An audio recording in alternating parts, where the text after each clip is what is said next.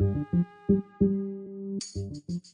say, your daughters, they want to marry someone like their dad. Well, that can be either good or bad, right? So I hope they see the way I treat their mother and realize that that's the way a man's supposed to treat them. Hey everybody, Art Eddy here for the Life of Dad show. Here in the Life of Dad show, we like to talk with athletes, actors, entrepreneurs, CEOs, musicians, and entertainers and talk about the one thing that they're most proud of, and that's being a dad. On this week's episode, we're talking with the one and only Jared Allen. Jared Allen used to strike fear into opposing offenses and quarterbacks, but now he's retired from the game. Talk a little bit about his time in the NFL, also, of course, fatherhood, and a new team up with the Alliance of the American Football League. Fun interview with Jared. You're going to love his take on fatherhood. And after the interview with Jared, make sure you check out the conversation that my co-host John Finkel and I had about the worst and best fans you would see at a football game. So without further ado, here's our interview with Jared Allen. Enjoy.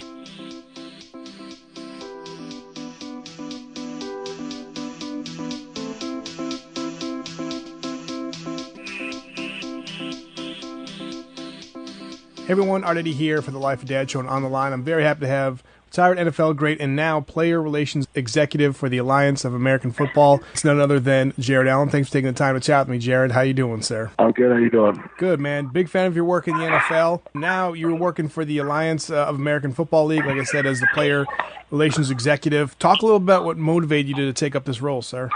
I got a good relationship with Charlie Ebersol. That he brought this idea to me, I guess, a while ago, and I jumped on board. I was one of the early investors in the league, and so just kind of helping. The executive part's probably a little overstated. I'm more consulting. I'm more of an executive volunteer. I'm the one not getting paid. But no, I just really like the idea and the concept of how the players can have a voice, a stake in the league, and be understood. And the concept of the alliance is that the players, the league, and the fans are all on the same plane. And so that's kind of the gist of just, giving, everybody, putting people in touch. We got Troy Polamalu in as well, and Heinz Ward does some stuff with us, and a few other players and stuff. And just, kind of like all giving our input on what we thought some of the pros were from our experiences in the NFL, relationship-wise with the organizations and the fans and this, that, and the other, taking our experience and trying to create this, the system that is very pro-player, that is very conducive to helping not just players succeed on the field, but, in their communities and after football, and giving them, opportunities to advance their lives and live out their dream, and at the same time being productive, quality men in the community. Nice, man. All good stuff right there. And, you hear a lot of people, like football fans, even, sports show hosts are saying on morning radios, they're like, oh, I can't wait for football. I can't wait for football. You guys are going to be having your season. The NFL is not. What do you think their first impression of this league is going to be? Hopefully they realize the professionalism and the hard work and effort they put into putting a quality product on the field. And I started talking, with, or listening with Charlie and Bill Pullen speak about, what this league was about and what their vision for it was. That's what got me excited. I mean, you have to have quality football. You can just come up with all these fun, interactive ways for the fans to get involved, and you can do all this great stuff. But at the end of the day, you have to have good quality football. Football fans, that's what they've been respect, and that's just going to keep them around. And so, that's what we're excited to do. I mean, if you look at the cities where we're playing at, you look at the coaches that we've signed and that we have, leading these teams.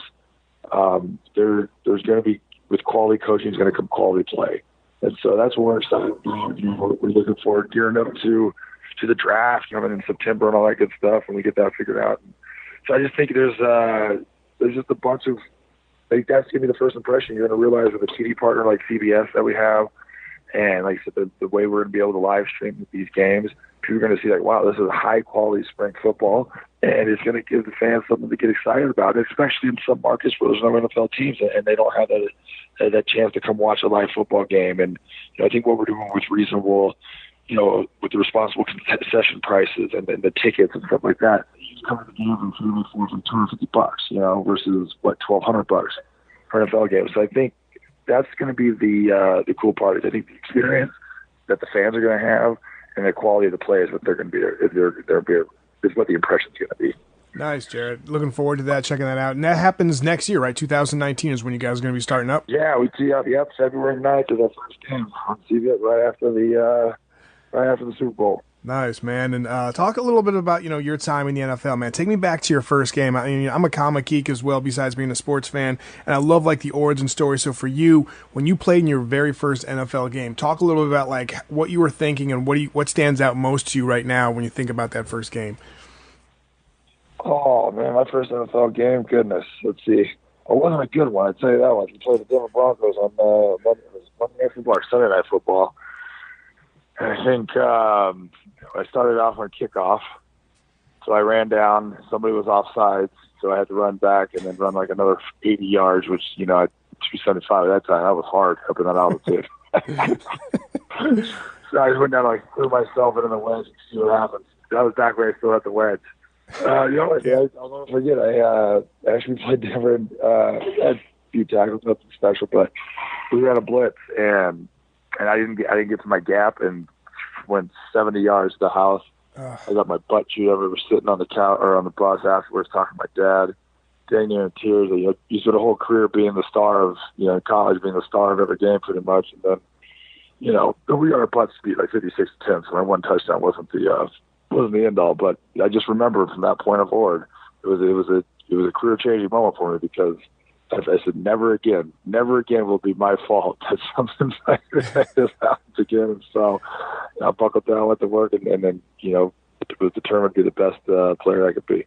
And that you were, sir, man. I mean, talk about, moving fast forward to seeing the career that you've had was, a lot of people, and myself, like I said, enjoyed watching you play.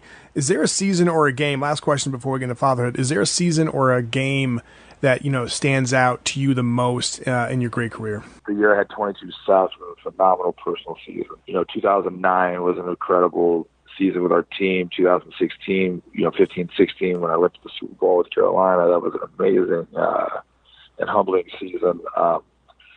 So I think, for me, I look at it as a collective. I don't know which one's fair. So I think each season in its moments has great games. Obviously, getting my 100th sack was awesome. Recording 22 sacks, breaking the single season record for the Vikings was awesome. Leading the NFL in sacks, so those seasons were great. But I mean, I try to take it as iconic moments. Being able to, sack Brett Favre or Peyton Manning. I kind of look back at those moments and say that those are pretty cool. There's not a whole lot of people in this world that could say they have to do those things. But yeah.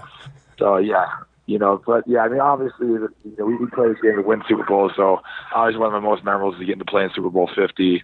That was amazing. Probably, but one of the most fun seasons we had that ended in heartbreak, obviously, was 2009. But that season had so many ups and downs. And when Brett threw that pass to Greg Lewis in the back of the end zone to beat the Niners, he had no business winning that game. And so that was pretty cool. So yeah, I look at it like that. But not one just stands out. I have a collaboration of moments that always stand out in my mind. Nice, man. Thank you very much for sharing that as a fan of the game. I appreciate and I enjoy listening to that. Now, Life of Dad, we love getting everybody's take on fatherhood. So for you, when you found out you're going to be a dad for the first time, what was kind of going through your mind, sir? Oh, excited, man. It was really something. My wife and I found out we were having our first girl, and so it was amazing. To me, there's nothing better than being a father. I think it's one of the greatest gifts God gives us besides salvation is the ability to nurture and raise, our young kids and stuff like that. And it's something I take very serious. I have a great relationship with my dad and my stepdad. And, I've had some great male role models in my life.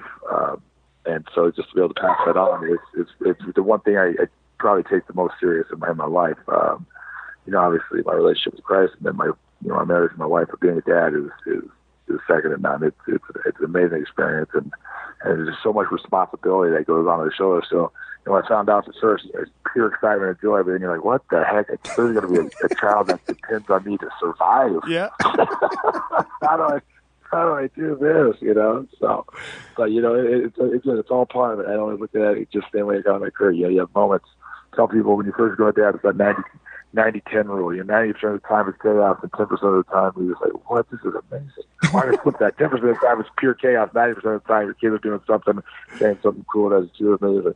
Yeah, man, no doubt. Totally agree. Also, all the way when they're newborns, the 90% comes in. When the newborns, it's 90% chaotic, 10% you know, like, okay, phew, you get to finally sleep.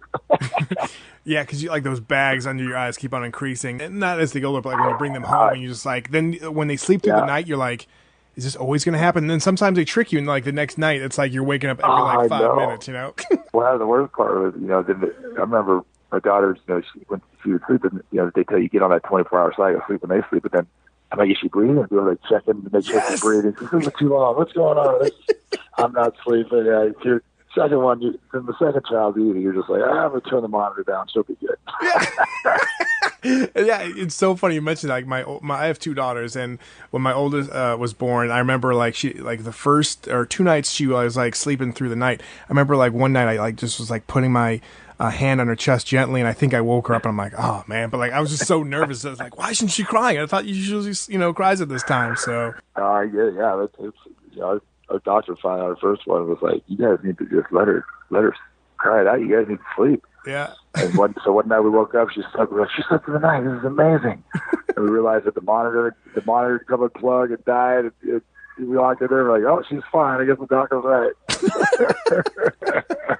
Awesome, Jared. One of the things that you do, you give a lot. You give back to the community. You pay it forward to the different charities and your own charity as well. And people can get more information at JaredAllen69inc.com. Of course, put up links here at Life of Dad. But you know this as well as I do as a parent. You can say something to your blue in the face, but a kid is actually going to see your actions more than your words, and you help out by showing that by the stuff that you're doing, you and your wife and your foundation and stuff, and helping out, especially the military.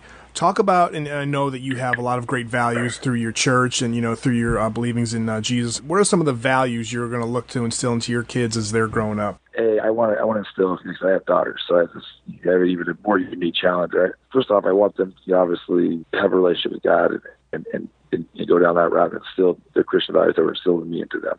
Second of all, I want them to, someday, they say, your daughters, they want to marry someone like their dad. Well, that can be either good or bad, right? So I hope they see the way I treat their mother and realize that that's the way a man's supposed to treat them. That love, kind, respect, those kind of things. And then as far as, kids, for me, it's I don't want to kids are going to be smart alecs and everything, but, to try to just instill politeness, kindness, humbleness, it is not always about you type of deal. And that can be hard with kids. These kids obviously are very, very selfish, and everything belongs to them. It should be theirs. No doubt. And their only thought process is, look, how do I get to the next fun moment? But yeah, for me, it's that. Don't let that phone my kids, but teach them throughout that process. And, I think there's always learning opportunities in life, right? And be able to take advantage of their kids. And, having my oldest understand that she has to be a good role model for her youngest, because my youngest is going to follow everything she does, right? Mm-hmm. Understanding that being polite and respectful to others is a great way to just be, show kindness. Obviously teaching them that knowledge is power. There's a whole gamut of things, but yeah, I think for the most part, if I could choose three things that when I get, when my kids are older, they have a relationship with God. You know what? They're polite, they're driven, and they have an I can mentality versus a victim mentality. Then I've done things right. For me, it's constantly, especially with girls, trying to teach them that you don't need to rely on others. You can figure it out. You can get it done. Don't panic. It's no one else's fault. You can always figure out a way to get something done. Yeah, no doubt. Jared, for me, you're preaching to the choir, because, again, I have two daughters as well. And one of the things you said right there about, you want to be a good example of how a man should treat a woman by the way you interacting with your wife, and your kids see that. Totally agree. And then also, too, like, I'll tell my oldest to, if she says or does something that's, like, kind of questionable or kind of wrong, I'm like, hey, your sister's looking at you. You got to be the role model. And then it's funny too, because she's like, Dad, come on, like, nobody's perfect, I get it. But then, like, for me, I'm always saying to her, like, don't be the parent, because there's certain times where she tries to put her 2 cents in. I'm like, okay, the times I want you to be the parent, you're not being it, but then the times I need you to be, you're like, I don't want to be, so it's just funny. It's same over here. It's like, it's that fine line. It's like, you're not your little sister's parent. I just need you to act right. Yes, no doubt. I don't need to say anything. I just need you to act right. Yeah, but it's fun. I tell you what. I think we also try to instill that obviously siblings fight, but it's one of those. You guys need to love each other, and you'll always be there. you wouldn't treat your friends this way, don't treat your little sister this way, Yes. or your big sister. Yes, no doubt. Two more questions before I hit you up with Life of Dad Quick Five. And I'm just curious, doing these interviews, whether, I'm talking to someone who played in the Major League Baseball or NBA or NHL and, NFL, do you guys talk about, like, is there, and I know that some, it is a business, so sometimes people think it's like, when you're playing in high school or college, there's that, mentality of, like, working together. And I know you do that in the NFL, but do you guys ever, like, sit down and talk about fatherhood, you and your teammates, and kind of, like, trade, like, parenting war stories at all, or no? Oh, absolutely. Yeah, there's always locker room talk about it. I mean, that's the cool part about being in a team sport and in the comp, that is that you do have this, camaraderie between you guys. I mean, Kevin Williams and I are great friends, and I've had multiple conversations with people because the reality is just because someone's on TV and you're playing a sport or you're an actor or whatever the heck it is, doesn't mean that your life challenges are any different than anybody else's. Especially when it comes to kids. Kids are like, oh, my dad's got to be at work at everybody's got to work. They don't care. Yeah. So you come in, and it's great that Kevin had 3 kids. His there was guys on the team that had older kids. Pat, I remember listening to Pat talk to his kid Williams, and laughing and like, oh, that's where I'm going to be at. So you try to, every kind of whether it's a venting session or it's picking up like, oh man, my kid did this. Oh, my kid did the same thing, and why is he together and talk? It's a big support group because when you're trying to put so much focus and effort into one task, on the field and stuff like that, and the grind that it is to be a professional athlete. At times, some people think it's not. It's really 9 to 5. It's usually anywhere for a 10 to 12-hour day. Yeah. You really do want to make sure that your home life is on point, and that your kids are great because it's that fine balance. But yeah, you definitely have powwows in the locker room. I can remember my oldest daughter doing something crazy and just going to work like, did your kid ever do that? Oh yeah, this is what we do. Cool. Hey babe, we should try this.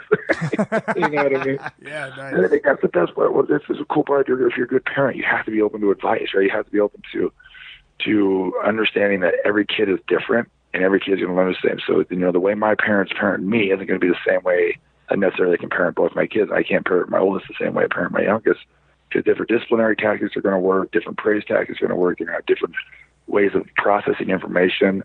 And, for me, it is kind of like, you look at coaches and how they deal with players. And I understand, something one way, and someone, take Kevin, he might understand something a different way. And that balance of putting, your players in the best position. So I try to take that philosophy with my kids is, understanding how they learn, understanding how they process information, and putting them in their best possible scenario to succeed, right? Yeah. So, yeah, but you definitely have powwows. You definitely have and they got great organizations. I mean, Kansas City, there's an organization. What is that? The Big Fathers. I can't remember the name of the organization now. But there's organizations places. There's a bunch of resources for guys. But yeah, I mean, some of the best resources are just throwing horror stories or laughing, doing funny things about what your kids did in the locker room. You learn so much through other people's experiences. Nice, man. Thanks very much for sharing that, Jared. And lastly, like I said, before I hit you up with the Life of Dad Quick 5, people listening to this interview, they could definitely tell you have a lot of great things you could kind of share. But for new dads or dads that just found out they are going to be a father, what is one big piece of advice you'd offer to them? Be all in. You know what I mean? Like, be all in. Change the diapers, do the middle of the night feeding. Honestly, there's no better experience than, I remember I read a book and it talked about the dad experience. It says, like, you might not get it as fast as your wife, that instant sense of gratification because, obviously your wife bears the child, right? Yeah. But I'll never forget when my first one was born, it was like, I've never met this person before, but I would do anything for it. That feeling of pure, unsolicited love that you have for that child. They did nothing to earn it at that point when you met them, and you would die for them. Yeah. Embrace that. And that'd be my thing is I can remember, like I said, middle of the nights, just bottle feeding and and you look back at it, you think it suck at the time, but you look back at some of the greatest moments you have with your child because it really sticks in that bond. And so yeah, that's my advice to everybody. Just embrace it. Don't be like, oh, I'm not, don't try to be too cool for school. Change dirty diapers, I rocked a baby Bjorn everywhere I was at. Be all in, dude. Be all in. Baby Bjorns are the thing, man. Especially too if they kind of like if you go for a walk with them and they kind of like fall asleep on your chest because it's so warm. You get to play video games. Better. You get to go play video games while they're sleeping. I was trying to figure out a way I could golf with my children. Oh, that's fantastic. Jared, thank you so much for sharing that. Now we got the Life of Dad quick 5. Favorite family movie in the Allen household right now is what? Right now, Greatest Showman. Oh, nice. All right, cool. Favorite song you guys like to sing and dance to as a family is? Oh goodness, the entire Greatest Showman soundtrack. Okay, nice. That's all. Yeah, Probably, yeah. Go ahead. Probably This Is Me on that soundtrack. You know, obviously, this is the greatest show. The headlining of the soundtrack is great, but the This Is Me song is probably nice. One of our faves. I would say 7 times out of 10 for the movie question, and then the song is always like the soundtrack because everyone's like loving the movie and then the soundtrack's good. So that's awesome. We are Greatest Showman fanatics over here. Nice, man. Describe the perfect family vacation. Where would it be? Oh goodness, we always have a blast everywhere we go. But we have some great friends in Hawaii. Some of our greatest family trips have been we've been in a house on the beach in Hawaii, and those we might plan to be there for 10 days, end up being 3 weeks. That's awesome. So those are always the best ones where it's just you got nothing to do, nothing on your calendar, and you just let's just stay a little longer. Would that be after the Pro Bowl? Usually, is that like you kind of say like, oh, we'll usually. One time we stayed for like so after the Pro Bowl, we ended up staying in Hawaii for like 6 weeks. That's awesome. We're not going home. This is amazing. Nice, man. And you were the NFL sack leader a few times in the for a season in the league. Which quarterback was the toughest to bring down? Oh, the toughest to bring down. In my career, let's see. Believe it or not, I missed 2 sacks on Doug Flutie, so that was pretty tough. Ben Roethlisberger's huge. He's tough to be on the ground. Gotcha. You got guys like Peyton and Drew Brees, and those guys are tough to get down because they go to the ball so fast. Garrard, when he played for Jacksonville. Okay, yeah. I'll never forget that. I hit him probably my last game in 2007. Man, I must have had 4 or 5 pressures on him, and I just could not get that dude on the ground. I was bouncing off of him, and I needed like 2 sacks to get to 10, and I just could not tackle that stuff again. He was a stout character. Thanks for sharing that. Lastly, was there an offensive lineman that you had like fun like talking trash with or just going back and forth with while you're playing in the league? Like when you looked at the schedule, like, yep, can't wait to go against him. Every single one of them. Everyone that tried to talk trash, that was game on. Me and Donald Penn had some fun battles against each other. Nice. Let's see, we had goodness. I went up against. It depends. Usually when you're playing well, I probably give.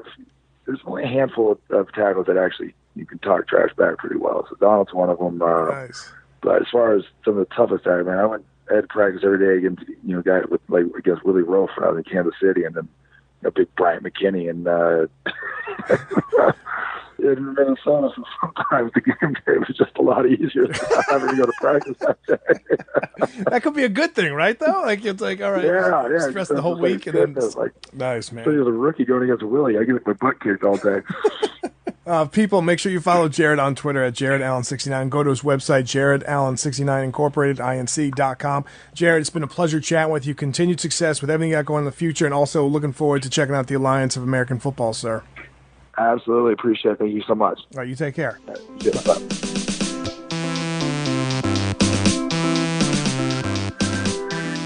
What is going on, everybody? Art Eddy here with my main man, John Finkel, for a special edition of the Life of Dad show. What's up, sir? I've just been thinking in my head, like, like a little Monday Night Football theme, Red Sox up 10 runs. Like, this is the time to be with us. So hopefully a lot of people are hanging out.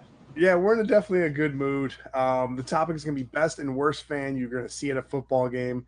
Of course, you can follow us on Twitter and social media, different handles at Art Eddy3 and then John_Finkel. Let us know where you're watching from. Let us know if you like this format. Again, most of the time we do the show during the day around 1 o'clock Eastern, but we're switching it up. We thought, like, hey, why don't we have some fun? Why don't we do a night version of this? So we're very excited to see who's out there. We're going to see maybe if some of our loyal listeners and viewers are there, but let us know where you're watching from. We want you to be part of the show. Towards the end of the show, we're going to be doing the Life of Dad Quick 5 with Jared Allen. Jared Allen is this week's Life of Dad show guest. You can check out tomorrow on all of our podcasts, wherever you download our podcast. John, first and foremost, man, when was the last time you went to a football game? Last time I went to a football game, well, I go to a lot of college football games. The last NFL game that I went to was probably when the Patriots came to play the Cowboys here like 2 years ago. So I live in Dallas, so I love living in Dallas. I think it's an amazing sports town. I've been to Jerry World, AT&T Stadium a bunch of times for a lot of college football work that I've done. So well over probably a dozen games at this point in college football. It's just not that. There's no reason to spend like $500 to go to an NFL game there. I went when the Pats came to town. I had a hookup. My brother, my uncle, my dad flew out. I've had a couple tickets come my way, but unless you're going to be really low, like I've been there for Monster Jam, and it's like cavernous, and that's how loud that is. So I just haven't seen the opportunity to dive over there again for another game. So that would be probably my last game. How about you? Nice, yeah. For me, well, I know you. For the people, I know when you went to. Oh, me! I just went yesterday. Whatever. Game was this past Sunday. I went to go see the Panthers and the Giants. I went with a couple of my neighbors. One was a Giant fan, one was a Panther fan. Me, I was just checking my my fantasy scores, and I had Christian McCaffrey in one of my leagues, so I was like really excited when he scored. Yeah. Oh, by the way, Steven Shine, we should real quick. Drew Brees record. Yeah, Drew Brees passing so many records. He was mic'd up. Talk about a life of dad moment. He passes one of the records, the all-time records, passes Peyton Manning, and for most yards thrown by a quarterback. And who was there in the sideline? His wife and his family. Awesome scene right there down in New Orleans, right? Yeah, no, it's cool. And everybody remembers when they won the Super Bowl, and he was holding. I think his son was barely a year old. I don't even know. It's really, really young. He was holding the big earmuffs on that all the kids have to have when they go through. And then now I think the kid's got to be 10 years old. I don't remember when they actually won the Super Bowl, but it feels like a while ago.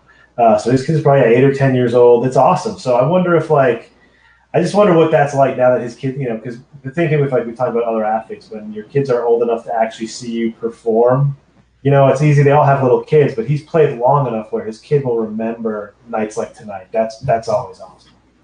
No doubt. Eric is saying Redskins still going to pull out the win. Hail to the Redskins. Another thing, I love this right here. Where is it? David says the best fans are the Eagles, and the worst fans are the Eagles. Yeah, you can just blanket that Philly. I saw one Pats game there a long time ago, but I saw a few Celtics Sixers games, and it's not pretty. And I've heard, especially as the weather gets colder and the fans get a little more ornery, it gets a little rougher. But I agree with you, Katie. I am from Boston, the Pats fan. New England fans are the best for sure. No doubt about it. You know why? Because despite all the amazing winning and all the obnoxious Pats fans every year, we're 12-4. We go to the AFC Championship.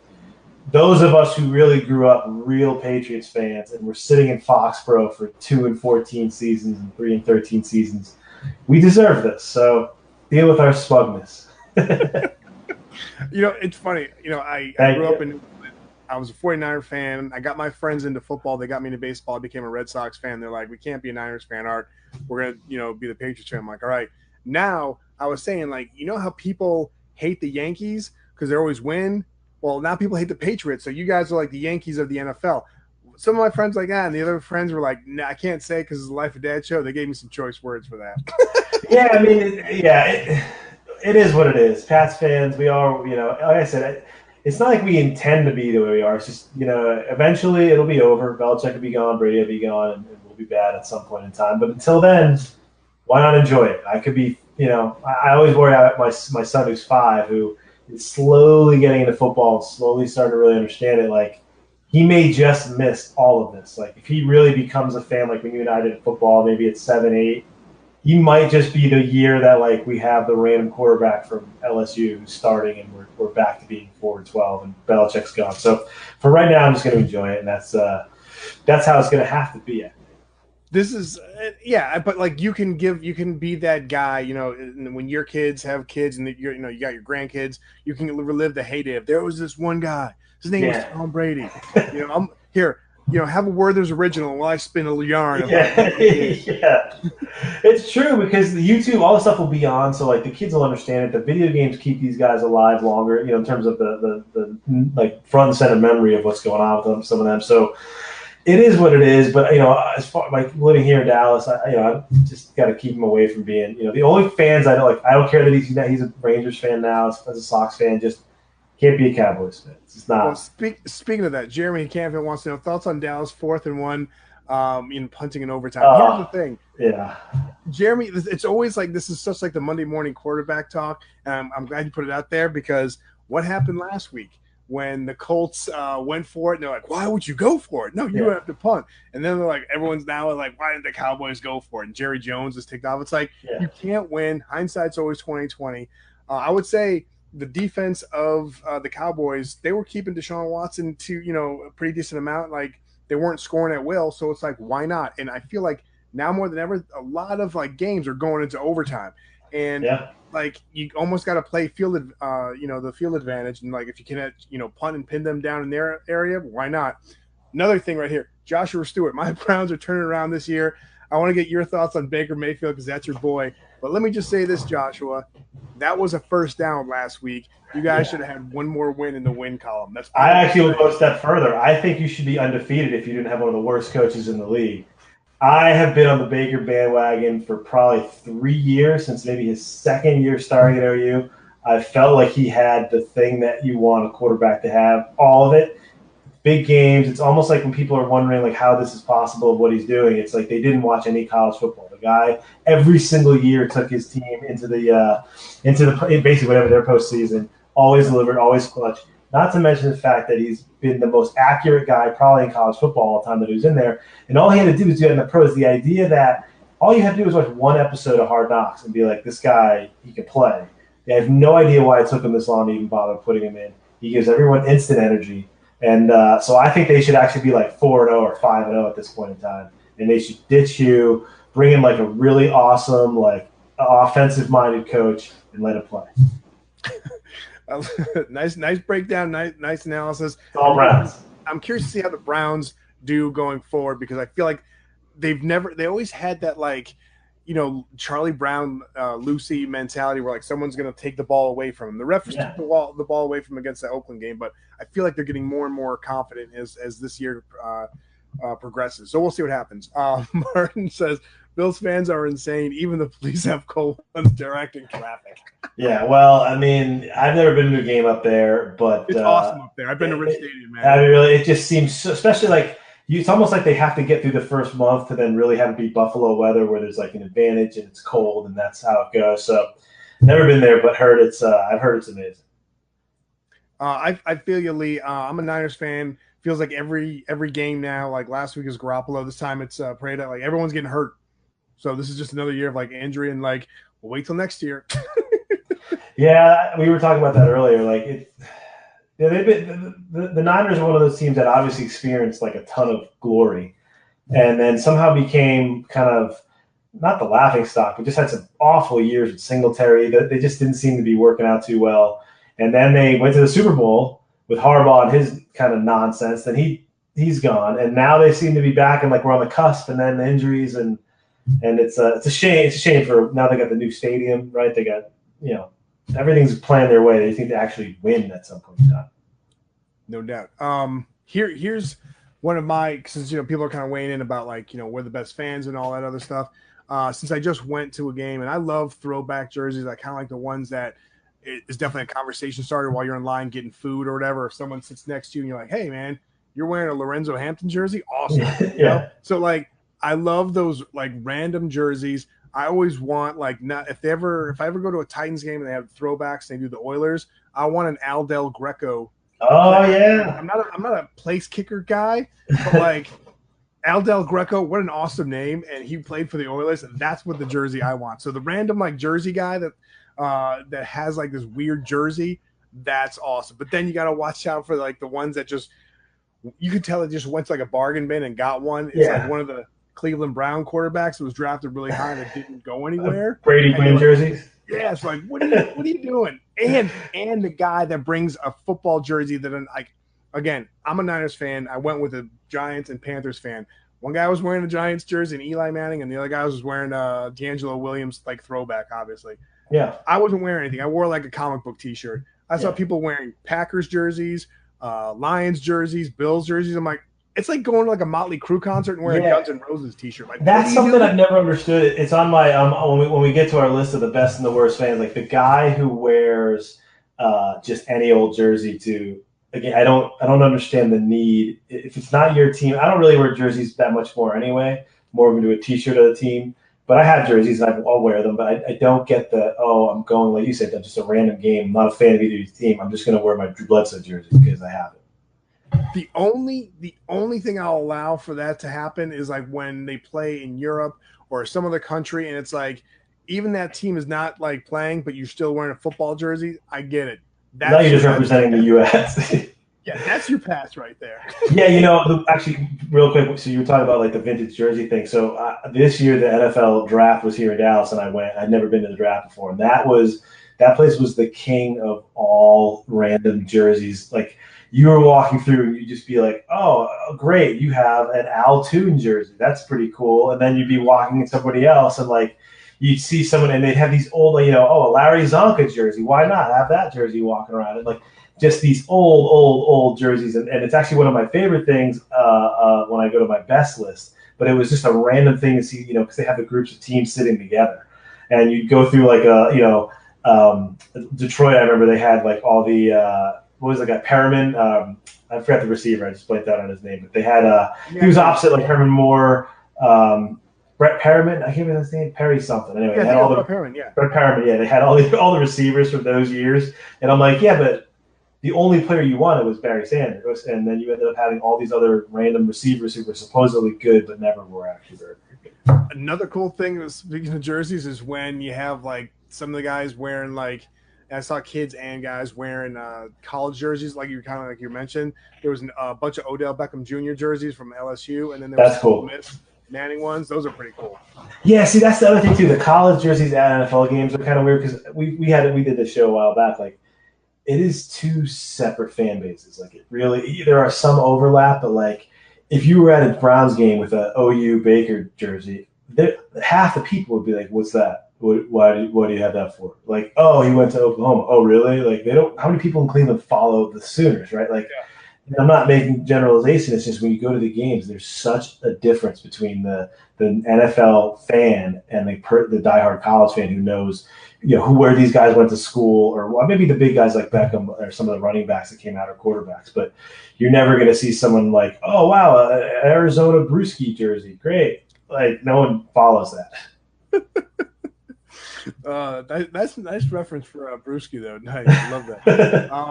What are some of the other, like, what is your, like, you can go worst or best fan? Go ahead. Let's start with the worst fans. Let's go with the worst fans of the game. So my number 5 worst fan in NFL games is the shouting from super far away guy. Like I've been lucky enough to have a lot of great media passes to games, so I've been able to be on the sideline and have great media seats where you're not in the press box. But for most of my paying ticket life, I'm somewhere in the middle. Maybe I've splurged a few times, but mostly in the middle to the nosebleeds of whatever I'm at. And it's the guys who are screaming play calls and screaming terrible, I don't care about swearing. It doesn't matter to me one way or the other.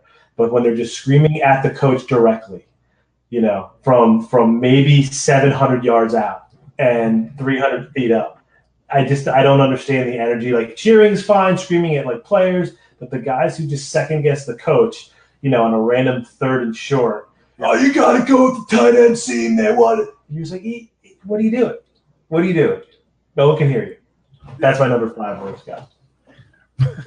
My number guy is similar to that. It's just the constant complainer. No matter what happens, everything like the sky is falling and no one can do right. And even though it's like if they like, I don't know, like if it's like 3rd and 20 and they get like a first down, like, oh, I'm just waiting for the flag. The flag's coming. The flag's Oh God, no, yeah, that guy's awful. Just a total negative. Like, yeah. That guy didn't even come here if you just I've seen it all. Everything's that guy's pretty bad. I remember 4, and this was general. It's not even a bothersome. I'm just curious. Like I'll roll with like the face paint person. Like I get it's not my thing, but I don't. It is what it is. The full body paint thing, I can't get behind that. I don't really understand it. I don't really understand the face paint really. But the body paint thing, the grown men body paint thing, I just picture like you get up, you have tickets, and somewhere in the middle of like you and I or regular people are like, let's head to the game. They're like, no, wait a sec. I got to lather myself in blue because it's the Broncos. I don't get it. That's my number 3, just because. Okay, I love fall temperatures. Right, living in North Carolina now, it's like 80s. I was like, I don't know if you can see the weird tan lines I got. I put on sunscreen. I was like seeing everybody like they had face painters in the stadium. I don't know if it would cost anything. I just saw like a bunch of booths. Yeah. And so like there was one guy, like an adult, that had like this huge panther, like blue, like almost like Blue Man Group meets Panthers. And I was like, and I just saw him sweating. I'm like, if you paid for that and that thing is just coming off right now, like awful. How do you feel right now? Yeah, and then like that's even if you get into the stadium as an impulse buy and maybe you're hammered or something, like I'll even give you the caveat for that happening one time. It's the guy who paints himself at home and gets there and is like, no, this is it. This is what we're doing again. Like, and I get there's groups. There's like the Black Hole. There's the Dog Pound. There's like certain groups, but just the average, because it happens. You'll see just 2 dudes in jeans and all blue at like a Detroit game, home away game. And you're like, what's the thing that's happening here? Yeah. Jason goes better than the guy in chainmail armor staring at you for 3 hours. Spikes on his shoulder pads. Very true, Jason. It's very, very true. What was that? So that was my 5 and 4. Where was that your? You had my third was the paint. 4 is the guy that just keeps on getting up and back, like back and forth, like getting up. Like every time, it's like, what's going on? Like, do you have the bladder of a 90-year-old man? Like, what's happening here? Yeah, that's a shame at any live event. I always have a little sympathy for older guys sometimes, but the guy who if it's a bathroom thing, like I'll honestly like it happens. But it's the every 3 seconds for like a beer, then a dog, then peanuts, then another beer, and you're like, you know what? You can get 2 beers and a hot dog at the same time, moron. Like you don't have to continue to get up every single time. That is bothersome. I don't understand. Plus, I never get that same guy is the guy who doesn't have any idea what's going on in the game ever. It'll be like 3rd and 1, down 7, 3 minutes left, and he's like, oh, I'm gonna go get myself a hot dog. You're like, now? Yeah. Jackass? What are you doing? And he goes, worse, the ones who think that they're on the payroll. Yes. Yeah, that's what I was saying to the guy before. It's like the guy who shouts from so far away, it's as if someone said to him, look, buddy, we really aren't sure what we're going to do on these play calls. Can you shout as loud as you can from section 302 and let the offensive coordinator know how you feel about his calls? Just as loud as you can. That way we'll hear you. We don't want to give you any kind of microphone or walkie-talkie. Just shout. And we want to know how you feel after the call happens.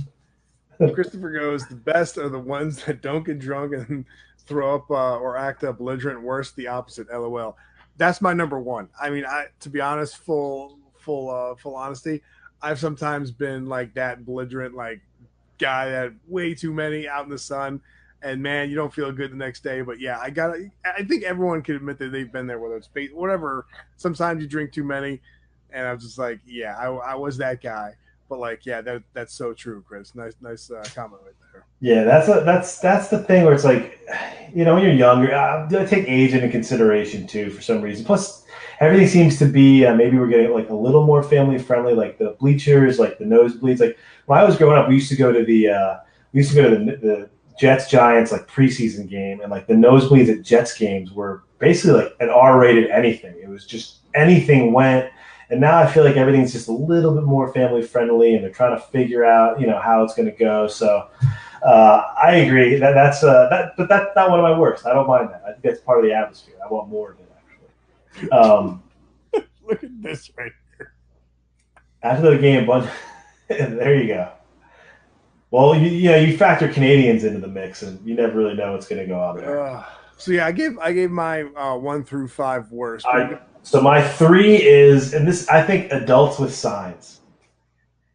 I have an opposite of that on my best side, but adults with signs to me, again, like you're preparing yourself to go to a football game. You're excited, and you go get some poster board and it says like Breeze sucks, like, and then you have to carry that in, and like someone has to see this, and the people behind you can't see, and the camera gets on you, and it says like, especially it's usually not a positive sign. It's almost always somebody like taunting an away team. You know what I mean? or like if you try to be clever, like some State Farm thing with Aaron Rodgers. I don't. That's one of my worst. Adults with signs doesn't make any sense to me. An honorable mention for the worst is the person that just goes from seat to seat that tries to like they're all like they're the last row nosebleeds, but they're like just trying to find seats that aren't there. You can kind of tell like Yeah. yeah, you're not supposed to be sitting there. And then the person that is like not sitting in the right seat gets all upset, like, oh, I gotta move again. Like, well, you didn't buy that ticket. Yeah, that actually that's a sort of a worst overall person. The person in the wrong seat who acts like they're being put out when you show up to your seat. That's the greatest because you're like, oh, is that section? It's 203. Seats A, B, and C, and they're like, oh god. You're like, well, where are you sitting? And they're like, oh, 310. You're like, well, what? Sorry, I showed up. Yeah. What do you mean? What are you eye rolling for? You were up there, and I'm down here. All right, so I have two more for the worst. All right. This one I came about specifically for my time living in Miami, but I'm sure it exists other places. It is the awful custom jersey guy. So Miami Dolphins had this thing with these losers who've been following the team forever. I saw so many games that I went to there because I used to go to a lot of games, and it had 72 as the number from the 72 Dolphins, and then it had perfect season as the name.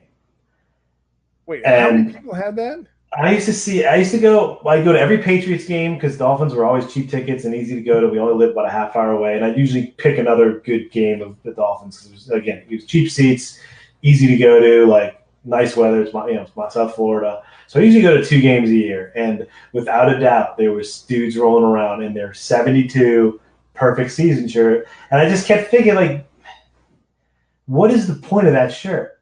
Like, yeah, it's 40 years ago at this point. Like, what are you doing? So that was one of my other. And then number one, real quick, is the hanging on and the pass guy. Like, whenever you're at these games, and I'm sure you just at them, where all the guy wants to do is talk about like the Dolphins guy, but it happens everywhere. I just happened at the Cowboys game. Like, dude wanted to talk about Aikman, Emmett, and Irvin, and I'm like, dude, that literally, I was in high school when this was going on. Like that, it's been a long, long time since they were good. And it goes worse. The guy who's had the seat license since light was invented and thinks nothing can ever change. Yeah, those are rough guys too. Wait, what just happened? We got some breaking news. Pick 6. What happened? Oh, is that? Yeah, exactly. All right. We have our best. You have your best. I have my 5 best also. So my 5, for me, one of the things is like the guys at the tailgate that's like, hey, come on in. Like, and if you're wearing like the same team jersey. Oh, those are great guys. Yeah. And you don't look like, you kind of look like it's like your first day of school, like you got your first day school phase, like, what's going on? Where am I supposed to go? Where's my homeroom? Hey man. And they'll be like, nice Roger Craig jersey. Come on over here. You want a dog? You want a burger? You want some ribs? What do you need? Right? Yep. That's my number. That's my number 4 is the somehow stumbling into an amazing tailgate that was better than anything you would have ever planned or ever thought. Like the tailgate with like the RV and the direct TV going on. And yeah, you're rolling through. This happened to us when we were here. Like I had on my old school Bledsoe. I think my dad had like Richard Seymour. My brother has like a Ty Loss, and my uncle had like a Vinatieri, like all old school Patriots jerseys. And we got into one where it was like they've been smoking this pig for like 2 days. And had the big screen on the side of the RV, and it was like, yeah, just come hang out. We're like, well, yeah, yes, this is amazing. It's the best week ever had. So that is definitely that's my number 4. My number 5 was the when you see like the kid at his first game, like the first time, like you see a dad rolling with a kid, and they're asking us questions, and like if you can catch that moment when they actually see the field. I think it's a little cooler in baseball when you see the field for the first time, but it's still like the size of some of the stadiums, when the kids come in, they check it out. I went when I was in Tampa for a game. We happened to be walking in next to a dad taking his 2 kids for the first time, and they have the Buccaneer ship out there, and it's like the kids were like, "Oh my god!" It was awesome. Yeah. So that's my number. Those are my number 5 and 4. All right, nice man. So my 5 was the come on, like eat as much as you want, like tailgate guy. Number 4 is the fan that that is for the home team, but is cool with everybody else for that is a visiting team, and it's like the 2 fans that are like just having like fun like banter back and forth, but it's not like ridiculously mean or like really harmful. It's like the 2 that like cats and dogs living together fans that can do that. That's my number 4. That's a good one. My next one is, and this is the flip side of the other one. Kids with signs, I'm all for. Like, I love when kids are like, bringing a sign, whatever, coming here when we went. It's like, love you, Dak, for Dallas Cowboys fans, or like, we live for whoever, or like, the kid signs thing gets me because that's like, you got your kid into the game. Like, he's sitting at home thinking of something cool to say, and maybe it's just a number of his favorite player or whatever. But kids and signs, I'm down with that. I don't know what the age is, probably like 13, maybe a cutoff. Then it becomes not cool. Like, I don't think high school kids with signs are cool, but young kids, 12 and under with signs, two thumbs up for me. No doubt. So, Eric, thanks for joining us. Yeah, thanks for joining us. Usually, like I said, we're around 1 o'clock Mondays and Wednesdays. But we're kind of switching it up, just seeing if anybody's checking the show out while they're watching Monday Night Football. So let's see, I did 4 and 5. Number 3 is, even though we're kind of talking about like the old guy, someone said like the old guy that like things never change, but like I don't mind that one like old fan that kind of gives you tidbits here and there, like, and it's like sprinkled in, and it's nothing too bad in the conversation. It's not like when you're sitting next to someone on the plane that keep on talking to you, but it's like peppering in here and there. It's like the best color commentator, where it's like he knows when to talk about things. I appreciate that, because it's like, it's not like so ridiculous, but it's just like, it's the point where like, oh, okay, if they're interesting facts, I'm digging it. You have my same number 2. I call them the long time season ticket holder. So like, if you somehow luck out and you're sitting next to like the even-tempered dude who's been sitting there, probably for 30 years and around the same seats, and you're talking about, pick whatever you're talking about, and he'll turn around with the nice information, or he was there for the 2 Super Bowls 30 years ago, but keeps on going to the games. Like, they just, the color commentary is a great comment. They add so much to a game, especially if you're, not a crazy fanatic who's like swearing or yelling up and down the kid, or being like just a regular fan, like, who wants to have the conversation. You're reminiscing with those guys. It's almost like a grandfather. You're at the game, can give you a little bit of love there. So yes, I'm all for that. Yeah, no doubt, man. Michael, so true. When like adult like knock over kids just so they can get a autographed baseball or a football or something along those lines, because it's kind of like you're ruining it from everybody. Because I remember this past Sunday, Odell was taking off his helmet. They were like getting ready, like they were just doing like practice punts and catches. And he takes off his helmet, goes over, give a kid like a high five, another kid. And then like a couple adults like came over and like almost like pushed out of them away. And then like Odell's like, what? Puts the helmet back on and leaves. Like, you just ruined it for everybody. So adults doing anything with play, like, it's just, you're a grown man. Like, they're athletes, they're cool, and it's awesome. But like, going nuts over any of that stuff, that stuff should be all for the kids. I've always said that they would do well by letting some sections of the stadium open just for the guys, bring kids down for an inning, like rotate people in and out for a game or an inning or a quarter or something like that. My number 1, and this is my favorite kind of guy at the stadium, is the guy who's wearing. So now it's all cool to have like your Mitchell and Ness throwback jersey, but when you find the guy who has the jersey from the time the player played, like, I love that, dude. Like, you'll be walking through and you'll stand here in Dallas, someone on a Staubach jersey, and then you're like, well, that actually is a Staubach jersey from like 1973. Like, you kept that jersey. Like, that is awesome. Like, I think my dad has like a Grogan jersey from when Grogan was like so. Like, if you have that and it's not an actual like fake throwback where you bought the jersey now, but it's someone's old name, but you can tell it's the jersey from 35 years ago, and you strike up a conversation, they'll tell you like, yeah, they didn't sell jerseys like they do now online. Like, you had to want that jersey. You had to figure out a way to get it.